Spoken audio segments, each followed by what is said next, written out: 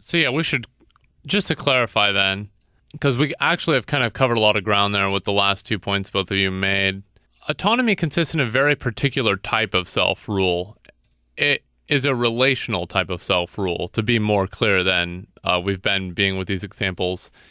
Autonomy consists in, just to use, once again, Andrea Westland's account and her terminology too, she uses dialogical. That is based on the nature of the dialogue between people. She says autonomy is a dialogical phenomenon. That is, depending on the way we communicate with each other. If we communicate to each other in a way that we're equals and we're respondent to each other's values and self-ownership, then we are in an autonomous dialogue where both people's self-rule is respected. But, and now this is where the support for anarchism comes in, the support for the destruction of all hierarchies comes in. If we're in a hierarchical relationship, people cannot be autonomous because someone is in a position in which their dialogue takes precedence, such as a boss-worker relationship. This, I think, sort of highlights a point that we make frequently and that anarchists all the way back to Emma Goldman make frequently, that boss-worker relationships are such that when people are forced to live in a society where they must be someone's worker, they're forced to be in a natural dialogical position of non-autonomy, non-self-rule. The nature of the way I live my life is not ruled by myself, but ruled by someone else. Conversely, we have to be able to account for the way in which the boss is dependent on their worker and how that might influence their autonomy. Right. Oh, that's one of those spooky double whammies, actually, where we could have a system where everyone's enslaving each other. And actually, that's actually, I think, most correct as far as I can see the society. Even the people who are economically benefiting from the system are also trapped in it. There's no choice but to be a part of it. Yeah, and at that point, no one is autonomous and no one can really be free. So I think this is why this issue is so relevant today, given how coercive our society is and how much we are ruled by institutions and market forces and things.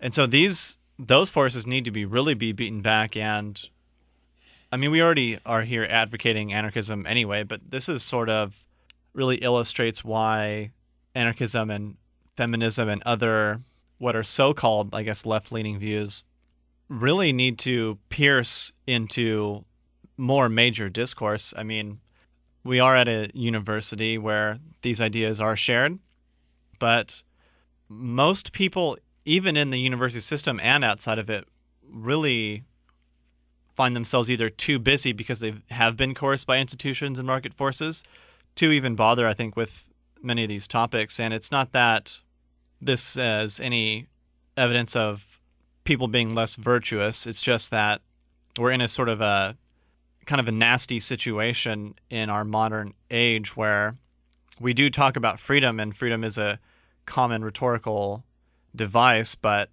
the understanding is obviously very gapped. Yeah, and I mean, to sort of go off on that point, this reminds me of something that happened just a couple of days ago when I was talking to one of my students, and I said something about feminists, and he said, oh, well, she's not one of the bad feminists. And I said, well, which are the bad feminists? And he said, the ones who are always protesting and things, which indicates, I think, the common attitude that there are some of them that are just overly militant and asking for something which they're not entitled to. But once again, I think that is the common view if we were to look at the mainstream discourse, that's who those people are. But this is a ridiculous rhetorical tool because you're forced to say either, no, I'm not one of those bad feminists, or that you are. There's no saying that the actions of those people are acceptable because you're just not going to be listened to. Well, I think that is the tactic that's been used against women since ever anyway. Yeah, there is a bit of fear around the discussion of feminism, which is bizarre to me, but I see why it's true. I had a colleague that is going to teach a feminist literature class in the fall coming up, and she didn't want to market the class as a feminist literature class, and she had been putting up flyers to like sort of advertise people to sign up, and she had made this point to me like, well, I'm only putting the title of the class as, English whatever it was, 37 or something, and that, it was free for everyone to sign up and blah, blah, this and that.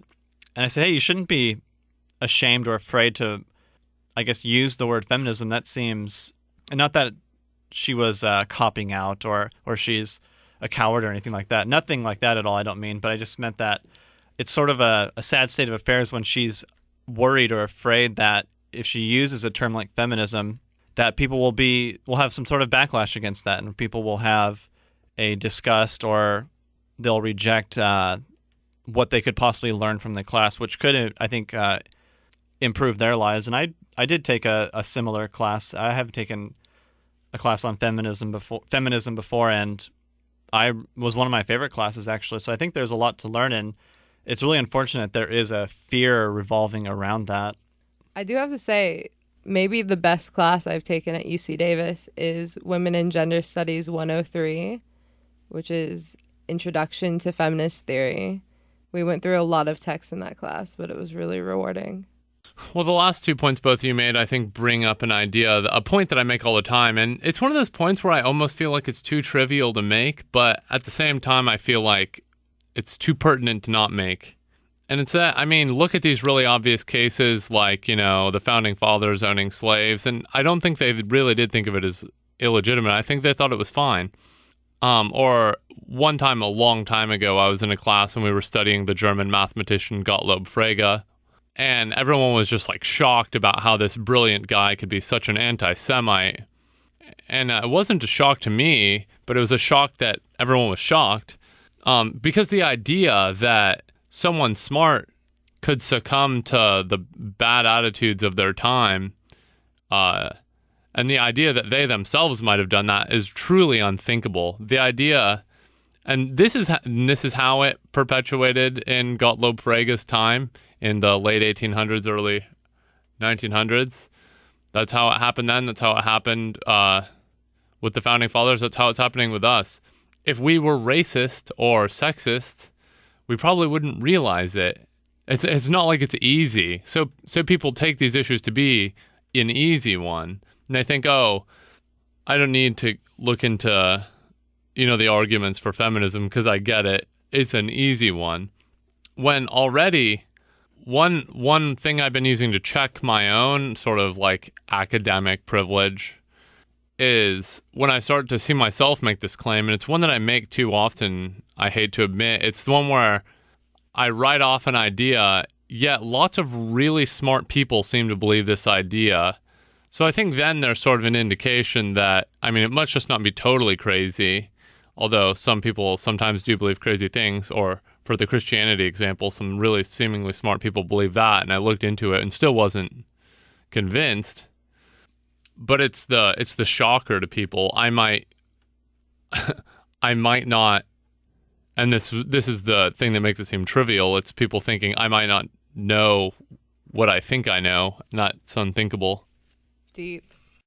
This kind of reminds me of if you say something enough times, it somehow becomes true. And I think if, say, an elitist group or a corporate media group, I don't think it's an exaggeration to say throughout my life I've noticed that there is a discourse that's not sympathetic to women or feminism, and a discourse that's not sympathetic to poor people's rights, workers' rights, to the intellectual class that's advocating policies that aren't advantageous to power. And so since that's kind of been flooding the discourse for so long, some people who have adopted these views, to them, they certainly don't know that they're holding a certain type of value or a certain type of view that's not autonomous, that's not coming from internally and being externalized out. It's coming from pressures that are coming from outside and have been shaping the way people have been thinking, so they are not aware of that history that they've been absorbing for time. And so that's where the kind of difficulty lies in breaking that cycle, because there has to be a kind of an education. There has to be some will to allow for a change in attitude. Yeah, and to give the feminist perspective, I think properly to one of those points, that we don't have values independent of our upbringing and our surroundings, that's actually just fine and something we should actually be happy about and something we should embrace, because if we don't, then we'll be misled. I don't have values and a self independent of the people around me who, I share my life with and things like that, or as most importantly, the people who assisted me in developing my autonomy in my youth. And as much as, of course, there is this sort of cold, hard science view that people have, which is highly mistaken, and I believe anti-feminist actually, in effect, that we were just able to figure out what the facts are and separate them from our cultural conditioning, when our cultural conditioning is precisely, or rather than conditioning, it's better to say initiating. We've been initiated into a culture of certain values, that we've adopted those values for ourselves, and those are what precede all the other things, like finding the cold hard truths, the cold hard facts. And of course, this is one of the many objections we can make to objectivism, a philosophy that is disagreeable in almost every way, but primarily in that one, in its view of epistemology, in its view of what we can properly know, is highly mistaken. So yeah, we had a few we were thinking about talking about, but Andrea Westland and her relational concept of autonomy are all we did happen to get through. So thanks for being on the show again, Becky. No problem. Yeah, and thank you for listening. You've been listening to the Anarchist Handbook on 90.3 KWS with Clay Norris and Brian Moen.